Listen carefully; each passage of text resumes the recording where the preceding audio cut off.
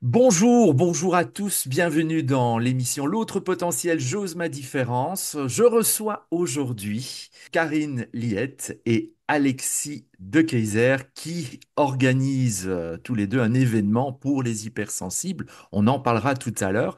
Mais ce que je vous demanderai d'abord à chacun, c'est d'un petit peu de vous présenter, de nous dire qui vous êtes.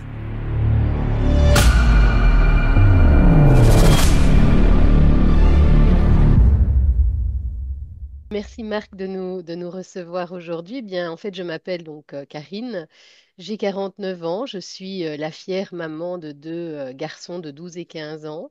J'habite la région de Tournai et eh bien, parmi mes super pouvoirs et mes casquettes, il y a effectivement l'hypersensibilité, le fait d'être HPI, d'avoir un esprit en arborescence et d'avoir plein de super pouvoirs comme l'organisation, la résilience, etc. Et puis, au niveau de mon parcours, je suis à la base ingénieure commerciale Solvay, mais je suis aussi praticienne en soins énergétiques, coach d'équipe dans l'industrie et j'organise des événements. Et il y a peu, j'ai lancé ma propre société en juin, donc ça fait beaucoup de casquettes, ça fait aussi partie du profil. Et avec une ligne directrice, c'est que dans tout ce que je fais, j'essaye d'être un guide, que ce soit pour mes enfants ou pour les gens que je peux aider à travers mes projets et de les aiguiller de la meilleure manière que je peux le faire, en fait. Voilà, Voilà, donc, oui, donc HPI certainement, hypersensible, on va voir ensemble, mais multipotentiel, clairement, avec toutes ces clairement, casquettes. tout à fait, oui, c'est sûr. Merci Karine. Alexis, Bonjour Marc. Ben voilà, donc je m'appelle Alexis de Keyser, j'ai moi 36 ans, j'ai deux enfants, un petit garçon et une petite fille qui ont respectivement 6 pour le plus grand et 2 ans pour la petite Léa. Ben alors mon parcours, moi j'ai un parcours qui est très très artistique, les arts de la scène, l'expression, la communication.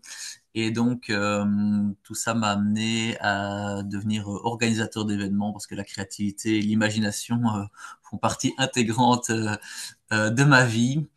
Ce qui fait qu'ensuite, eh bien, j'ai organisé beaucoup d'événements pour des particuliers, des entreprises. Et puis, je me suis spécialisé dans le marketing et la communication. J'ai fait différents jobs et jusqu'à voilà, jusqu'à faire une reconversion professionnelle avec Marc justement parce que je me sentais pas à ma place en fait, peu importe le job que je faisais pour un patron en tout cas ou en tant que salarié, je sentais que c'était pas pour moi, c'était un peu comme chausser des chaussures trop petites. Et ayant une vie à 200 à l'heure, beaucoup beaucoup de projets, toujours sur plein de fronts différents, j'ai fini par faire un burn-out. Et là, c'était une belle remise en question parce que le coaching avec toi m'a permis de me faire émerger un projet qui est tout à fait aligné à mes valeurs. Et donc aujourd'hui, voilà, l'idée c'est enfin le projet c'est de d'aider les femmes et les hommes hypersensibles à se reconnecter à eux-mêmes, à retrouver leur énergie et à vivre une vie qui sont également, enfin, qui est alignée à leurs valeurs au travers de séminaires, de formations. J'ai également lancé un club. Et donc l'idée c'est de créer une communauté qui est bienveillante et qui inspire et qui accompagne ces personnes. merci. Merci à tous les deux. C'est quoi votre définition de l'hypersensibilité? Parce qu'en fin de compte, il y a, je pense qu'on est, alors dans les chiffres, je lis généralement plus ou moins 20% de la population qui se retrouve en tant qu'hypersensible. Quelle est votre définition à vous? Parce que chaque hypersensible, bien heureusement, loin des étiquettes, est unique. Donc, comment vous définiriez-vous votre hypersensibilité? En ce qui me concerne, en fait, je ne peux pas vraiment parler d'une définition, mais chaque fois qu'il y a des tests ou des questionnaires, quand je lis des articles sur le sujet, tu disais, on va voir si tu es hypersensible un peu plus tard. En fait, je coche à chaque fois toutes les cases. Donc, on parle de vivre les émotions intensément. Combien de fois est-ce que mes enfants ne me regardent pas totalement dépité quand devant un Disney, je passe ma vie à pleurer, que ça se passe bien ou mal pour les personnages. Je suis quelqu'un de très empathique aussi. Je ressens vraiment les choses quand j'approche quelqu'un, même parfois. Je peux savoir avant même qu'il ait ouvert la bouche s'il va bien, s'il va pas bien, parce que ça m'impacte directement. Euh, j'ai compris, mais il n'y a pas si longtemps que ça, que j'avais aussi une hypersensibilité au niveau des sens et notamment au niveau des bruits, parce que ça a été très longtemps un souci dans la famille où moi je me sentais totalement épuisée d'entendre la télé qui, à mes yeux, hurlait, alors que finalement ben, les enfants ou le mari entendaient à peine ce qui s'y disait. Mais pour moi, ils devaient percevoir le monde comme moi, or ce n'était pas le cas. Le perfectionnisme, l'intuition qui est assez développée, la difficulté à dire non, la peur du jugement, enfin bref, à peu près toutes les cases y sont. Et donc, je dirais que pour résumer ça en une phrase, j'ai l'impression de vivre tout en hyperperception. Hmm. Que ce soit les sensations, que ce soit les émotions ou que ce soit les stimuli, j'ai l'impression que tout m'impacte beaucoup plus fort que d'autres gens qui n'ont pas forcément cette caractéristique d'hypersensible. Oui. On en a déjà parlé dans cette émission, hein, ce sont ces fameuses hyperstimulabilités, et certainement pour l'hypersensible, tu en as parlé, émotionnel. Hein, c'est tout ce qui concerne l'empathie et prendre, et vivre les choses avec des émotions intenses. Et puis il y a l'hyperstimulabilité sensorielle. Il y a aussi cette spécificité que au moins un des sens est beaucoup plus aiguisé et donc et parfois plus d'un, hein. Donc là tu parles de l'ouïe effectivement, d'avoir. Moi j'ai une femme par exemple qui est très fort là-dedans aussi, et qui, quand elle entend quelque chose, pour elle, c'est parfois des bruits énormes, et pour moi, ça va, quoi. Donc, Mm. de nouveau, chacun est unique par rapport à ses hyperstimulabilités. Alors, mon lien avec l'hypersensibilité, ben, j'ai mis longtemps à comprendre que j'étais hypersensible, malgré que je faisais des soins énergétiques avec une personne qui me disait que j'avais toujours une belle sensibilité. J'ai mis 4 ans à comprendre ce que c'était, jusqu'au jour où quelqu'un m'a dit, toi, tu es hypersensible. Alors, j'ai vécu ça comme une claque et je l'ai subi vraiment dans les mois qui ont suivi, très très fort, parce que c'est comme si tout à coup tout était amplifié. Ça tournait dans ma tête que j'étais hypersensible et donc c'était des montagnes russes émotionnelles sur lesquelles j'avais enfin mis un nom. Et j'essayais un petit peu de m'en dépatouiller comme ça, mais ça marchait pas forcément. Et puis rapidement, bah, j'ai un mode de fonctionnement où quand je veux apprendre quelque chose, bah, j'achète des bouquins, je regarde des vidéos et donc je veux tout savoir sur le sujet. Donc très très rapidement, bah, je me suis mis à me spécialiser en fait sur cette hypersensibilité. Et puis j'ai appris à me connaître et à apprendre comment la gérer, comment jongler avec ça. Et aujourd'hui, bah, je suis très très bien dans ma peau avec ça justement parce que je suis conscient de l'être. Et, et en fait, bah, le lien que j'ai avec ça, c'est que c'est une belle information pour apprendre justement à bien se connaître, à poser ses limites et à réorganiser sa façon de vivre ses journées tout simplement. Donc voilà, dans les séminaires et les conférences qu'on donne, on image ça avec des petits schémas justement où on voit l'image d'une éponge qui se gorge et qu'il faut presser tout au long de la journée avec de la cohérence cardiaque, avec une petite sieste, en mettant ses pieds nus dans l'herbe par exemple après une journée de travail. Euh, et donc, c'est la définition que j'ai de l'hypersensibilité. Ben, c'est vraiment vivre les choses avec beaucoup d'intensité. Et aujourd'hui, je la vois plus du tout comme une tare, mais au contraire comme waouh, on peut s'émerveiller en fait de choses très très simples, là où d'autres personnes qui n'ont probablement pas cette particularité, bah, vont voir les choses et dire ouais, ok, c'est là et nous, on peut un peu s'émerveiller comme des enfants à Disney. Les personnes hypersensibles ont un don en général, c'est qu'elles arrivent facilement à connecter avec les autres personnes parce qu'elles arrivent à faire des liens entre les choses et entre les sujets, que ce soit au niveau chronologique ou au niveau des domaines d'application. Enfin, euh, on a une compréhension profonde en fait des choses dans ce qui se dit. Donc on va traiter l'information de façon extrêmement approfondie en voyant des détails que d'autres personnes peuvent ne pas percevoir, ce qui fait que ben, on a une vision qui est très très riche. Ouais, et tu l'as dit, au départ, tu as pris ça comme une claque. Tu peux en dire un peu plus? Pourquoi est-ce que tu as pris ça comme une claque, quand on t'a dit, ouais, t'es hypersensible? Ah, eh bien, parce que je me suis mis à ressentir le fait d'avoir conscientisé cette hypersensibilité. J'ai l'impression que je me suis mis à ressentir encore beaucoup plus les émotions. J'étais déjà dans une période où j'étais en train de craquer au boulot, donc je vivais des montagnes russes émotionnelles. Je ne me reconnaissais plus. Et le fait qu'on ait mis un mot là-dessus, Ben, dans les jours et les semaines qui ont suivi, j'étais toujours dans le même boulot, en train de littéralement subir et vivre un burn-out. Ben, je savais pas comment gérer ça, tout simplement. J'avais pas les outils. Donc j'essayais de continuer comme un hamster qui court dans une petite roue, mais qui trébuche tout le temps, quoi. Mhm. C'était très inconfortable. Donc oui, c'était vraiment, j'ai vraiment subi ça parce que je n'avais pas de temps de repos, je ne savais pas ce qu'il fallait faire. Et donc, bah, je me rappelle, voilà, pour la petite anecdote, que à midi, quand tout le monde allait manger ensemble, moi, je sortais de cette grande boîte et j'allais juste me balader là où il y avait des arbres. Il fallait que je touche des feuilles, il fallait que je prenne fasse des câlins aux arbres, que je sente l'herbe et instinctivement, quoi. C'est ça, voilà, c'est là que ça m'a mené. Ouais. Comment on fait? Parce que dans les auditeurs qui nous écoutent, je sais qu'il y a pas mal de personnes qui sont hypersensibles, qui ne sont pas encore peut-être au stade de dire waouh, super, ça rend ma vie plus belle et plus pimentée peut-être, mais qui, comme tu l'as dit tout à l'heure, la subissent.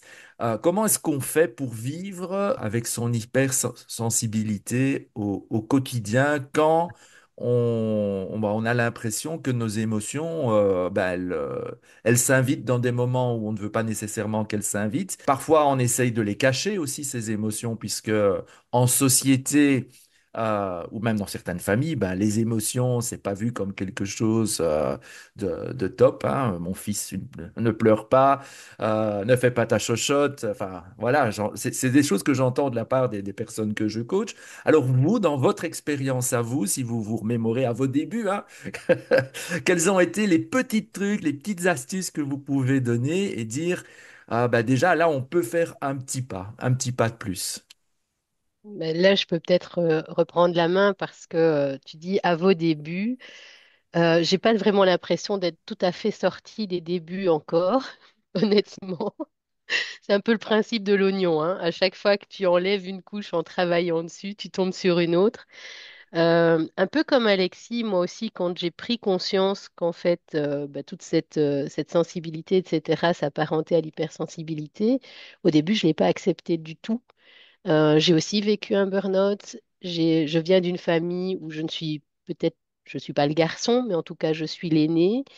Et donc, il y avait ce cadre de tu es la plus grande, tu dois montrer, tu as des facilités à l'école, c'est toi l'exemple, tu feras ça, tu feras une grande carrière, etc. Puis il y avait beaucoup de tu dois, tu dois, tu dois.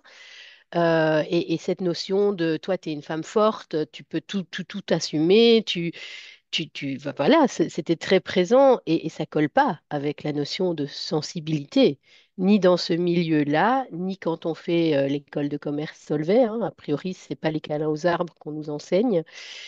Et en fait, quand je regarde maintenant ma vie, les trois moments très compliqués dans ma vie où soit j'étais en burn-out, soit j'étais vraiment à la limite, ce qui m'a sauvée, c'est l'hypersensibilité, c'est le fait de me reconnecter justement à la nature, c'est le fait de me reconnecter à mes ressentis, c'est le fait de prendre soin de moi, simplement, et d'arrêter de faire pour juste être et oser être, oser pleurer quand ça ne va pas, oser simplement aller vers l'autre et lui dire, tu sais, moi aujourd'hui, je ne suis pas capable d'assumer tout ce que tu me demandes parce que je suis fatiguée des jours précédents, etc. Oser montrer aussi sa vulnérabilité qui peut, comme l'hypersensibilité, devenir cette force. Et quand je dis que je suis encore au début, j'ai un peu les deux côtés qui se bataillent toujours en moi parce qu'il y a ce côté perfectionniste, il y a ce côté femme forte, organisée, multipotentielle, multitâche, dans lequel je retombe très aisément et qui de temps en temps lève le petit drapeau en disant: Oh, oh, cocotte, tu te souviens? Tu as besoin aussi de prendre soin de toi. Tiens compte de ton environnement, écoute, parce que là, tu me fatigues. Tu te, tu te fatigues toi-même, donc prends ça en compte aussi. Et j'oscille entre les deux. Et quand j'arrive, et ça, c'est, je dirais, le gros progrès que je fais depuis quelques années maintenant, c'est que les moments où je pars trop en vrille sont de plus en plus courts. Donc, je m'en rends compte plus vite. Et Alexis utilisait l'image de l'éponge. Honnêtement, je l'adore. C'est avec lui que j'ai appris cette analogie. Je remets alors des techniques comme la méditation, comme la cohérence cardiaque, comme le fait de me dire, OK, là c'est bon, t'en as fait assez. Tu prends tes baskets et tu vas pendant 1 heure te balader en forêt. Je remets des moments vraiment pour moi, pour me reconnecter à mes sensations et pour presser l'éponge. Et j'ai enfin compris que cette, cette faculté de presser l'éponge, ou en tout cas ce que je mets en place pour le faire, n'est pas une perte de temps, mais un gain de temps. Et ça, voilà, ça c'est pour contrer le côté perfectionniste, de se dire, oui, ok, mais tu vas faire une balade en forêt, mais ta to-do, elle a 150 trucs dessus, t'es vraiment sûr? Et j'oscille toujours entre ces deux côtés-là. Mais je pense que l'apprentissage, c'est justement de comprendre ce qui se passe et d'arriver à réaliser quand on va trop loin et de faire que les moments où on va trop loin ben, se coupent ou en tout cas soient de plus en plus courts pour Mhm. réintroduire les petites techniques pour s'occuper de soi et mieux gérer les choses. Donc, si je comprends bien, une des premières choses à faire, c'est se connecter à ses besoins.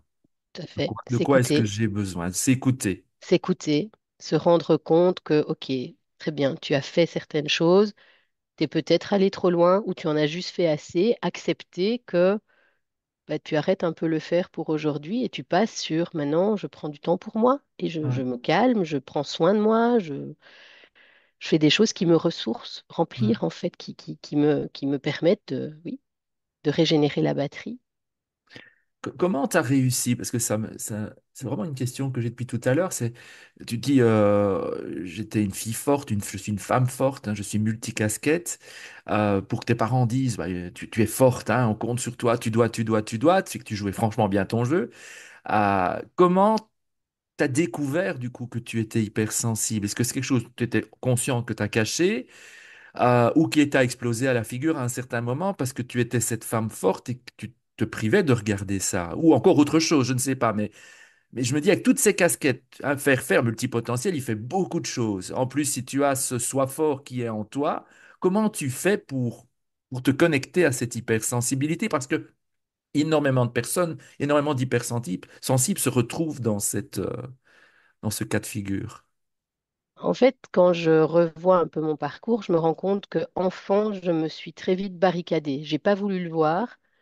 J'ai vraiment pris claque sur claque avec le jugement des autres, etc. J'étais différente, je me sentais différente et j'ai refermé l'huître. Parce que les quelques fois où j'ai osé l'ouvrir, les claques ont été telles que on ferme. Et c'est quoi Et fermer ça, l'huître? fermer l'huître, c'est bah, faire ce qu'on me dit et ce qu'on attend de moi et ne surtout plus contester ou faire autre chose parce que ça fait mal. Hmm. Ça fait mal parce que c'est pas accepté. Mais ça, je l'ai compris il y a quoi? Il y a 2 ans, à tout casser. Et donc, quand tu parles d'exploser à la figure, c'est plus ou moins ça. Oui, c'est au deuxième burn-out. Donc, le premier burn-out, je l'ai toujours pas vraiment perçu comme tel. J'ai mis ça sur le dos de plein d'autres choses. Euh, voilà. J'ai repris la même vie qu'avant, après, pour recraquer il y a 1 an et demi. Et là, en fait, sur cette année-là, ça a été une année. Enfin, ce deuxième burn-out, c'est un cadeau, mais un cadeau énorme. Parce que sur ma route, je n'ai rencontré que des gens qui m'ont reconnecté à ma vraie nature, qui m'ont reconnecté aux médecines alternatives, au développement personnel, au fait d'être. J'ai rencontré Alexis pendant cette période avec Alejandro, j'ai assisté à leur premier séminaire.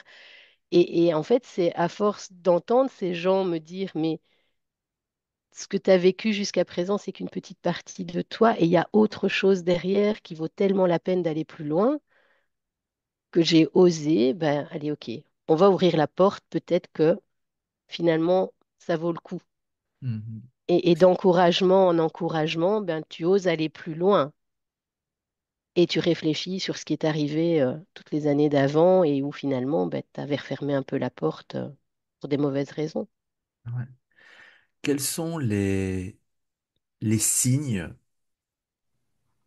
que tu peux reconnaître maintenant, mais à l'époque que tu ne voyais pas, et qui pourraient aider les auditeurs qui se trouvent dans le même cas de figure, de dire, tiens, faites attention à ça, ça peut être des signes il est peut-être temps de vous écouter, puisque si on peut éviter euh, de se prendre la claque en pleine figure et de faire 2 burn-out, je me dis c'est toujours ça de prix, hein.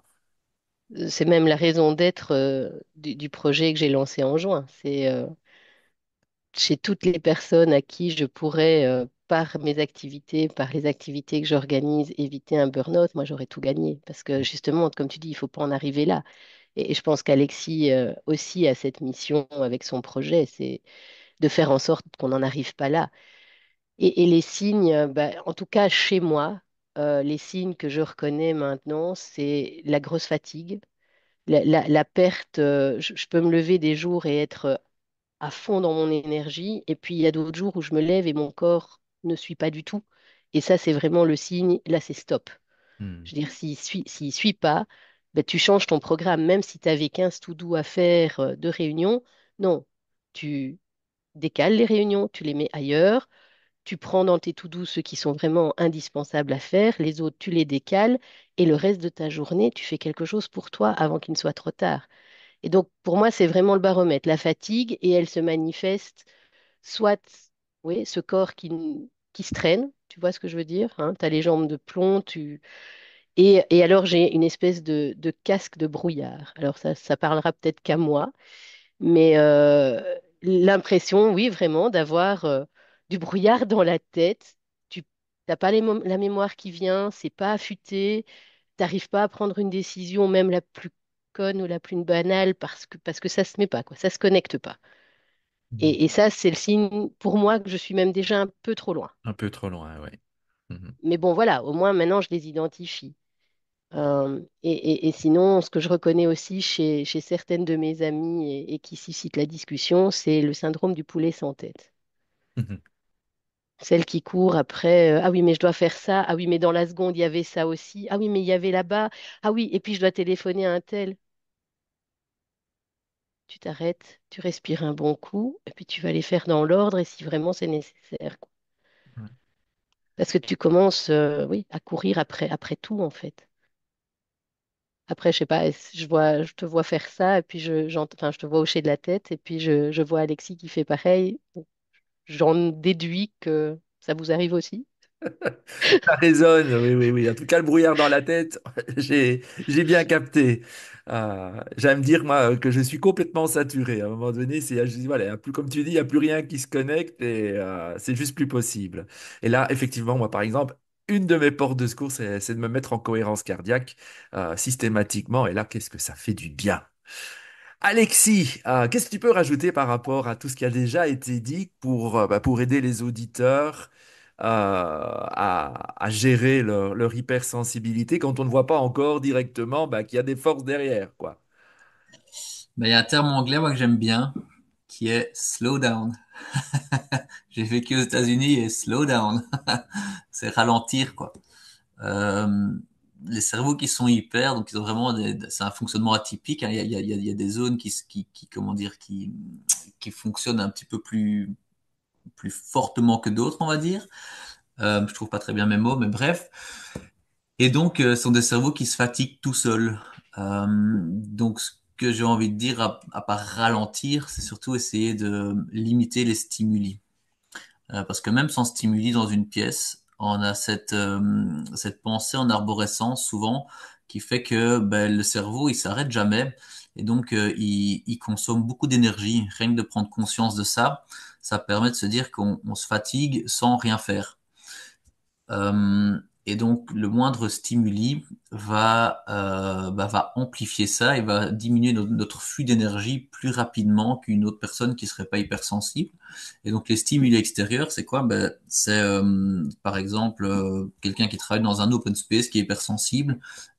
C'est comment dire, c'est le moins bon environnement entre guillemets. Pour quelqu'un qui ressent tout de façon exacerbée, c'est d'essayer de se trouver des moments où il peut aller prendre l'oxygène et retrouver du calme en fait. On cherche des moments de calme. Un stimuli extérieur, ça peut être aussi simplement un, un conflit avec quelqu'un qu'on s'entend pas. Ça peut paraître anodin, mais pour une personne hypersensible, il va ressentir ça tellement fort que ça peut l'épuiser, peut même lui donner un coup de pompe, peut lui faire tourner la tête très fort. Mais c'est également aussi assister à un conflit entre deux personnes, entre deux collègues, ce sont des stimuli. Donc on a le bruit aussi, on a la lumière artificielle par exemple pour les personnes qui sont sensibles à ça. Ben on va essayer de chercher plus de la lumière naturelle et essayer de voir, ne fût-ce que voir visuellement la nature. Si on peut se mettre à côté d'une fenêtre au bureau, par exemple. Je parle ici à des personnes qui sont salariées, qui travaillent. Et c'est vraiment essayer de se trouver des moments de calme. Donc rentrer du boulot où on a eu des échanges, on a entendu des choses toute la journée, on était au téléphone, il y a eu des bruits de clavier, tout ça s'emmagasine dans le cerveau hyper, ça bouillonne terriblement. Et puis rentrer et enchaîner directement sur des activités ou sur des échanges, ne fût-ce qu'avec sa famille, ça peut être trop et on s'en rend pas compte. Et donc se trouver des moments de sas pour soi Hmm. et ensuite démarrer autre chose. Voilà. Et ralentir. Pas hésiter à ralentir, un peu plus prendre son temps pour faire les choses, tout simplement. C'est un super conseil. Moi, c'est quelque chose que j'ai mis en place de manière presque un rituel quand j'étais salarié. Je rentrais chez moi et les enfants et ma femme savaient que pendant 30 minutes, j'avais juste besoin qu'on me foute la paix. C'est vrai, hein. Royalement, je m'enfermais, je faisais ma cohérence cardiaque et après une demi-heure, ben voilà, j'étais apte à pouvoir écouter toute l'histoire et toutes les histoires de C'est la vrai. famille. Et si on n'a pas conscience de ça et qu'on saute cette toute simple étape, ben on peut avoir des attitudes, des comportements que les autres comprennent pas parce que simplement on n'a pas géré notre émotion, on a trop emmagasiné et en fait ça peut créer des disputes à la maison tout simplement et ça vient juste du fait qu'on ne s'est pas écouté, qu'on n'est pas redescendu, qu'on n'a pas fait refroidir le moteur qui est notre cerveau hyper. On revient au fait d'écouter ses besoins. Ouais. Ça restera le conseil numéro un. Alexis, donc j'ai entendu tout à l'heure hein, que tu as fait un burn-out. Comment on fait avec cette hypersensibilité pour, comme tu l'as dit, je reprends le terme, hein, gérer cette hypersensibilité quand, à un moment donné, il y a tout qui lâche, quoi. Ben, donc dans le cas d'un burn-out, donc pour l'introduction, j'ai envie de dire que les cerveaux hyper ont un risque accru de burn-out. Vu Ok. qu'ils, vu qu'ils ressentent tout beaucoup plus fort, ils vont aussi ressentir beaucoup plus fort le stress et l'anxiété.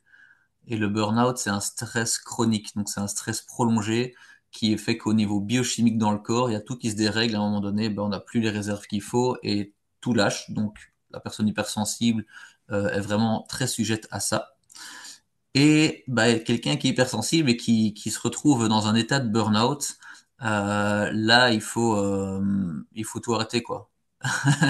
Idéalement, c'est vraiment aller voir son médecin et demander bah, une pause assez prolongée, ce qui est très difficile à faire pour beaucoup de personnes, mais qu'on soit hypersensible ou pas, il faut du repos. Ça commence par là. Donc nous, on accompagne des personnes qui ont fait un burn-out, mais quelqu'un qui vient d'être mis à l'arrêt ne sera pas du tout réceptif à ce qu'on va lui communiquer.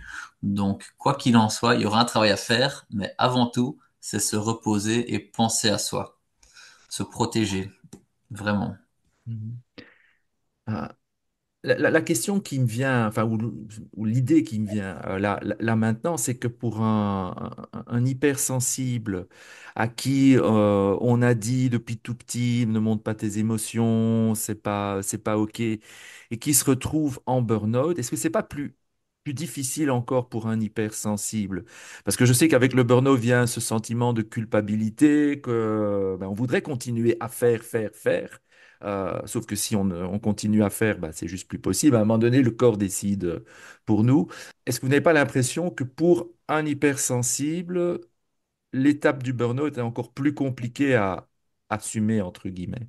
Naturellement, parce que comme il ressent plus les émotions, il va ressentir peut-être plus de culpabilité, il va avoir encore moins d'estime de lui, il va avoir de l'empathie pour ses collègues, dans le cas d'un salarié en tout cas, pour ses collègues qui se retrouvent à son travail. Donc l'hypersensible, il a vraiment ce don d'empathie. S'il y a une caractéristique à retenir, c'est vraiment ça, c'est se mettre à la place des autres Et c'est comme ça que parfois on s'oublie, qu'on veut tellement plaire aux autres qu'on finit par s'épuiser, par faire un burn-out. Hein, c'est une des, une des causes à effet, j'ai envie de dire. Et donc, bah voilà, ressentir simplement, lui va pas bien, il va ressentir de l'empathie pour ses collègues qui vont devoir faire son travail à sa place. Bah, il va ressentir bah, du stress aussi forcément, donc tout ça va s'amplifier. Donc oui, il peut se retrouver effectivement dans une espèce de mélange d'émotions toutes confondues les unes dans les autres et qui sait pas comment gérer, qui vont juste alimenter son mal-être, quoi. Et Mhm. donc là, effectivement, ben, c'est indispensable de commencer à utiliser des outils, à se former, à aller vers d'autres personnes hypersensibles pour connecter avec ces personnes-là, et ben, commencer à pratiquer justement la cohérence cardiaque idéalement, et puis venir à nos séminaires et à nos formations pour apprendre à gérer ça au mieux dans un cadre bienveillant, bien évidemment. Comment est-ce qu'un hypersensible peut savoir que là maintenant, c'est le moment de pouvoir se faire accompagner, d'aller voir un coach, de participer à vos événements? Parce que je sais par expérience qu'il y a beaucoup d'hypersensibles qui sont en burn-out et qui veulent démarrer trop tôt. Et du coup, bah, ça va juste pas. Hein, donc, ils n'ont pas l'énergie suffisante que pour se projeter. Oui, quels sont les signes ou quels sont les critères qu'on peut conseiller de remplir pour se dire, OK, là maintenant, bah oui, ça devient intéressant de se faire accompagner, en tout cas par un coach, puisque avant, bien sûr, c'est s'occuper de soi, un accompagnement thérapeutique avec un psychologue, son médecin. Mais quand est-ce que, voilà, c'est le bon moment d'y aller? C'est une excellente question, Marc. Je sais. Merci. Eh bien, ça nous amène justement, et je te remercie encore, au sens.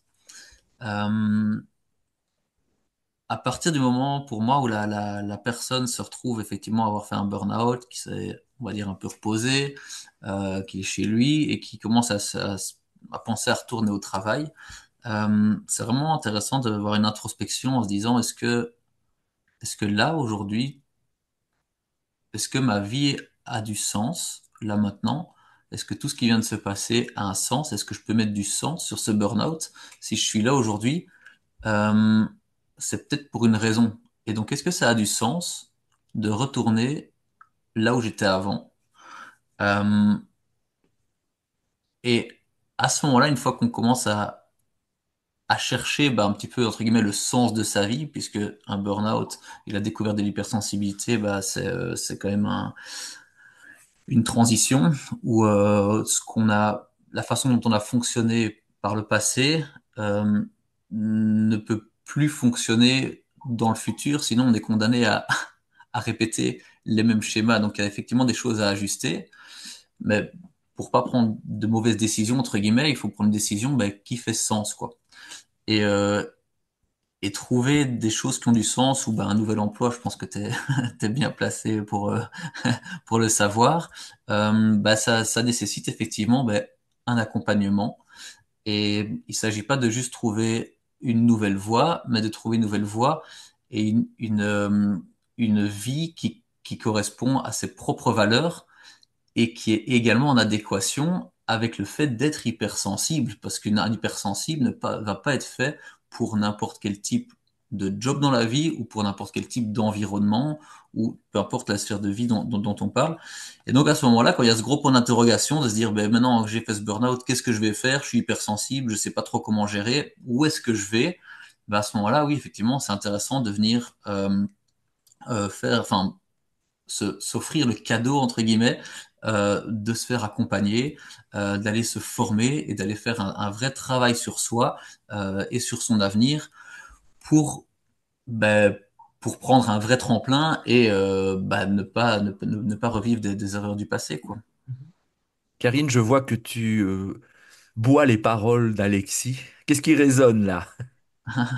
Ah, il y a plein de choses qui résonnent parce que, bah oui, pour moi aussi, ce deuxième burn-out, il a été la source d'une reconversion professionnelle, en tout cas du lancement de mon projet de cœur, à côté de mon emploi qui est toujours là aussi. Mais ce qui résonne aussi, quand tu demandes à partir de quand est-ce qu'on sent qu'on peut se faire accompagner, je voudrais rajouter l'élément vraiment fatigue et corps au raisonnement parce que au début de mon accompagnement dans le cadre du burn-out, donc je suis dans un groupe de parole avec un médecin spécialisé en burn-out depuis, je pense, 3 mois après mon arrêt. Donc il a quand même fallu 3 mois pour que je me décide à vouloir affronter la bête. Ok. Mais est-ce que tu l'aurais Euh, fait directement? Ça aurait été une bonne idée? Oui, dans le sens où la méthode que eux utilisent, ce sont des matinées de groupe de parole et que la toute première étape, c'est d'expliquer ce que c'est. Hmm. Et donc, au moins, j'aurais compris plus vite ce qui était en train de m'arriver et j'aurais peut-être déculpabilisé un peu plus d'entrée de jeu en comprenant que c'était pas une maladie, que non, je n'avais rien fait de mal, que j'avais juste dépassé mes limites et que mon corps avait besoin d'abord de se recharger avant de pouvoir faire autre chose.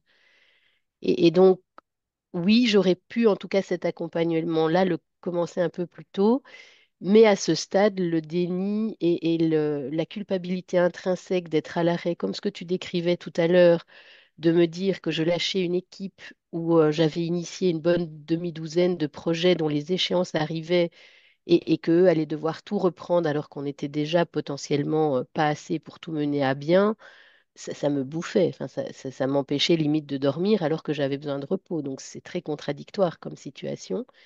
Et j'ai vécu chacune des échéances des projets que j'avais initiés de manière très compliquée. Je savais, ce sont les seules dates que je n'ai pas oubliées. Mhm. Il fallait pas me demander quel jour on était, quelle date on était, sauf ces jours-là. Là, je pouvais te dire, aujourd'hui, on est telle date et ce soir, il y a ça.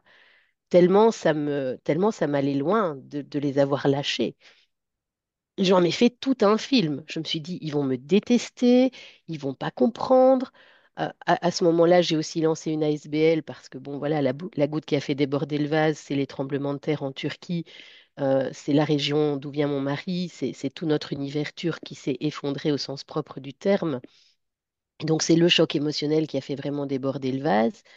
Et malgré le burn-out, j'ai lancé une ASBL et je me suis dit, mais ils vont pas comprendre.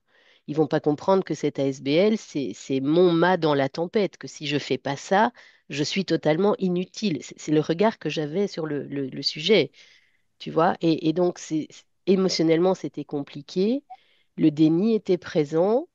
Et puis ce groupe de parole, ben, en fait, au début, ça m'a même presque frustrée parce que le médecin, il t'explique, voilà, le burn-out, imagine, c'est ton GSM, la pile est plate.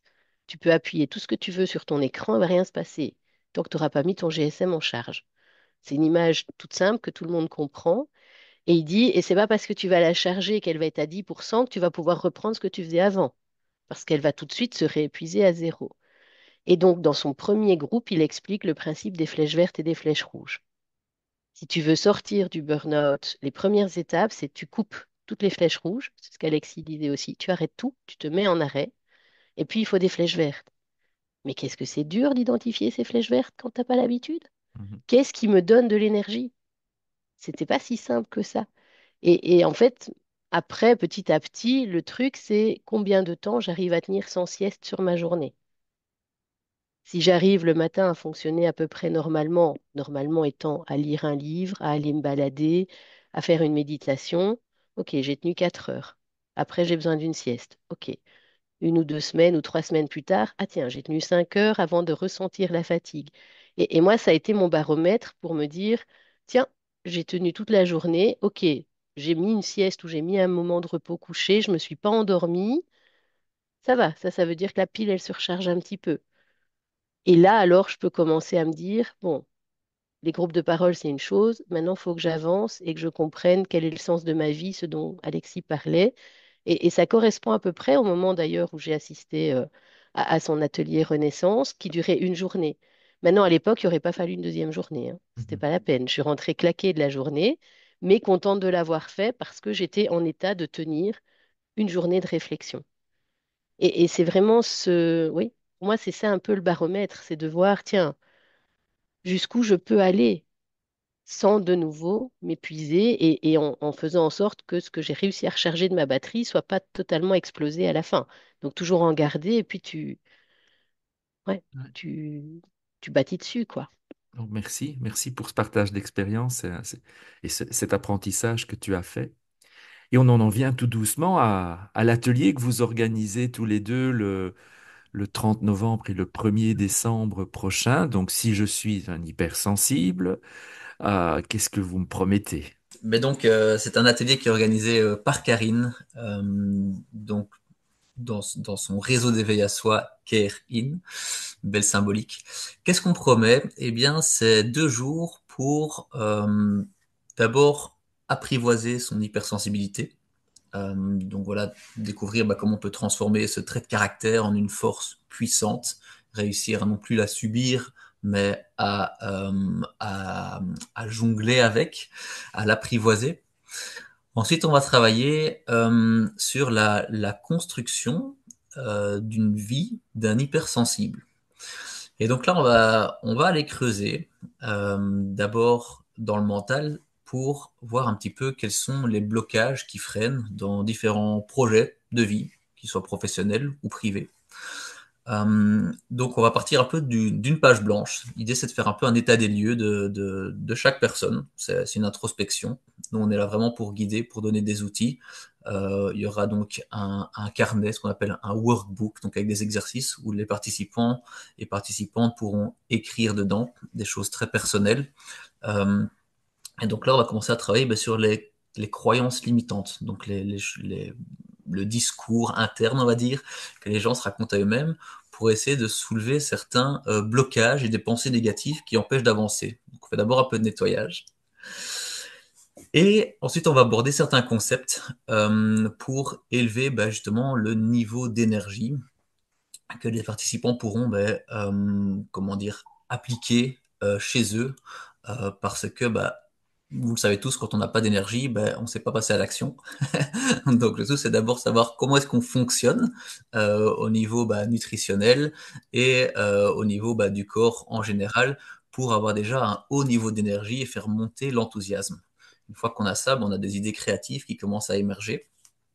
À ce moment-là, on va faire un travail sur les valeurs personnelles, les valeurs fondamentales qui évoluent tout au long de la vie. Et donc ici, durant ce week-end-ci, on va aider les participants à découvrir leurs 5 valeurs fondamentales pour les aider à faire des meilleurs choix dans leur vie et déjà peut-être prendre des décisions pendant ce week-end. À partir de là, on va aller utiliser certains outils. C'est pour ça qu'on fait ça sur 2 jours, parce que vous voyez que le travail, il est quand même assez colossal, c'est une vraie immersion. Et donc, grâce à ces outils, on va essayer de clarifier quels sont les rêves de chacun. Donc, il y a beaucoup de personnes qui, malheureusement, ont mis une cloche sur leur rêve d'enfant pour diverses raisons qu'on essaiera d'ici d'aborder. On va essayer de faire justement réémerger cette petite âme d'enfant, faire revenir cette petite étincelle pour les ramener à de nouveau croire en leurs rêves et voir comment est-ce qu'on peut concrétiser un ou plusieurs rêves qui leur tient à cœur par un plan d'action. Donc c'est vraiment très concret comme séminaire. À la fin du séminaire, ils repartent avec un niveau de croyance qui est à 200%. Niveau de croyance 200%, ça veut dire je crois à nouveau en mes rêves, je crois en ma vie, je vois où je vais aller, je suis hypersensible, je l'assume et je gère mon hypersensibilité comme Superman ou Superwoman et je vais de l'avant. Alors, ce qui est génial, c'est qu'on fait ça ici justement en fin d'année 2024. Donc, le plan d'action, il se fera sur les 12 prochains mois. Donc, c'est vraiment un week-end pour démarrer 2025 sur des chapeaux de roue avec toutes les clés en main pour votre vie. Donc, je fais ça avec Alessandro, qui est donc mon associé dans le projet Jaya, donc qu'on développe et qu'on fait en collaboration donc avec Karine. Enfin, donc, on organise le séminaire en collaboration avec Karine. Et donc, Alessandro et moi, on est vraiment là pour aider, pour guider, pour amener des prises de conscience, pour que vraiment chaque participant, de façon personnalisée, puisse repartir avec ce plan d'action écrit chez lui. Là où c'est intéressant aussi, c'est que par rapport à d'autres séminaires ou formations, une fois que les personnes ne sont plus là, on fait un suivi. Donc, on propose 1, 2 ou 3 sessions euh, après l'événement donc 1 ou 2 semaines plus tard, une fois que toutes les idées ont vraiment percolé dans la tête et que les gens ont peut-être encore des questions par la suite, on refait donc des sessions en ligne de groupe pour répondre encore à des questions qui seraient restées en suspens, approfondir l'un ou l'autre exercice, pour vraiment qu'il y ait des résultats durables et que les gens se tiennent à leurs engagements pendant le week-end. Quel programme ambitieux. Waouh, ça va, ça va dépoter, comme je dis. Karine, tu as quelque chose à rajouter?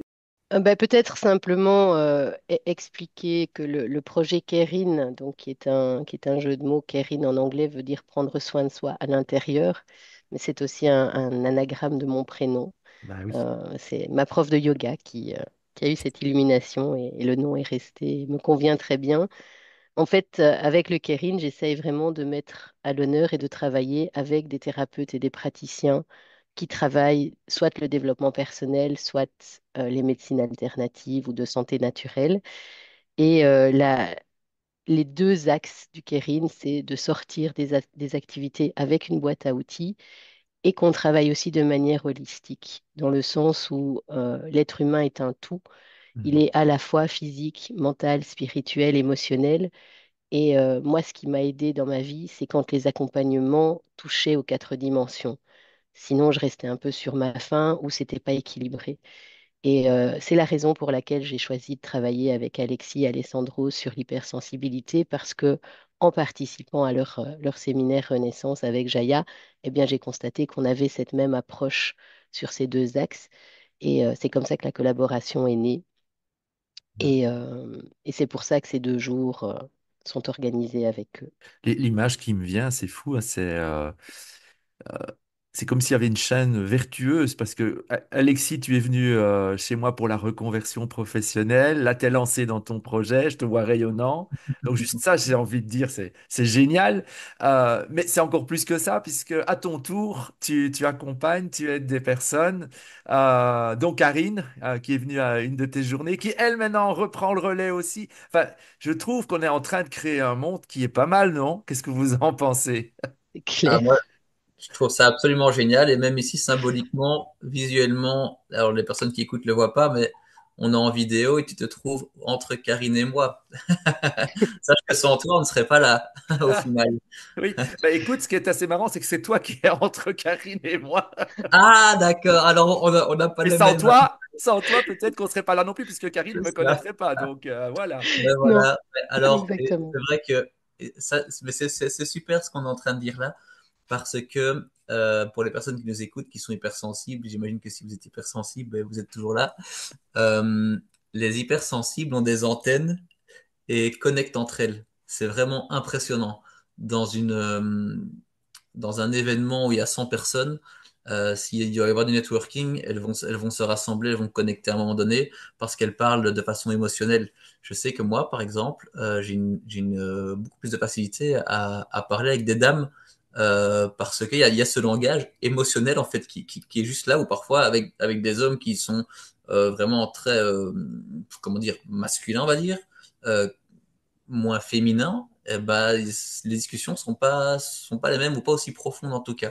Alors, si on est intéressé par l'atelier, et il y en a qui seront certainement intéressés, comment on peut faire pour s'inscrire? De toute façon, je mettrai dans le descriptif toutes vos coordonnées, hein. Très facilement, comme tu mettras toutes les coordonnées, les inscriptions se font sur le site internet du Kérin. Donc c'est kérin.be, CAREIN.be. Il suffit de chercher l'atelier hypersensible et épanoui et il y a un petit bouton s'inscrire. Et les participants qui auront écouté le podcast peuvent bénéficier d'un code spécial Marc Brueggelmans Voilà. que tu mettras également dans le descriptif pour avoir une réduction de 10% sur le prix de l'atelier. Mais merci pour eux. Mais merci à toi. À préciser que c'est un atelier en présentiel, on ne l'a pas dit, qui s'organise dans la région de Tournai euh, le Les 30 horaires, novembre, 9-18, pour que 9-18. ce soit accessible aux gens qui sont éventuellement en post-burnout. On ne va pas faire des journées trop allongées, ni commencer trop tôt ou finir trop tard. Eh bien, merci à tous les deux pour votre temps et pour les partages, je trouve, très enrichissants que nous avons eus. Merci à toi pour Merci, Marc. l'invitation et de soutenir notre projet et de nous avoir accueillis aujourd'hui. Quand vous voulez, voilà. Et puis, je vous retrouve tous dimanche prochain pour une nouvelle émission. Salut, salut! Salut Marc, merci. Salut Marc, merci à toi.